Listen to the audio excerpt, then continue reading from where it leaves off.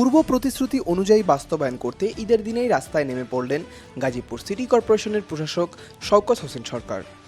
কোরবানির পশুর বর্জ্য দ্রুত অপসারণে সিটি কর্পোরেশনের বর্জ্য ব্যবস্থাপনা টিম ও পরিচ্ছন্ন কর্মীদের নিয়ে সরাসরি মাঠে কাজ করেন প্রশাসক।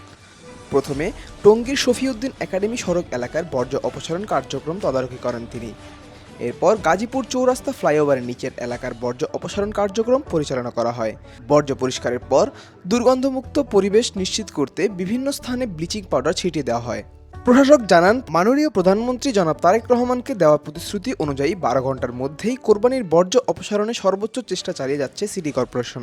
সরকারের পক্ষ থেকে যে নির্দেশনাটা দেওয়া হয়েছে যে 12 ঘন্টার মধ্যে কুরবানির বর্জ্য পরিষ্কার করতে হবে, আমরা সেই চ্যালেঞ্জকে গ্রহণ করে আমরা 8 ঘন্টার মধ্যে গাজীপুর সিটি কর্পোরেশন আমাদের এই নগরকে, আমাদের এই শহরকে পরিষ্কার পরিচ্ছন্ন করার জন্য আমাদের 1200-র উপরে যে পরিচ্ছন্ন কর্মী আমরা নিয়োগ দিয়েছি, তারা মাঠে কাজ করতেছে এবং আমাদের ডিপার্টমেন্টের সকল কর্মকর্তা আমরা সকলেই মাঠে আছি, আমরা তদারকি করতেছি, আমাদের কাজ চলমান। আমরা আশা করতেছি যে আমরা 8 ঘন্টার মধ্যেই আমাদের গাজীপুর সিটি কর্পোরেশনের বজ্র সম্পূর্ণরূপে আমরা পরিষ্কার করতে পারবো।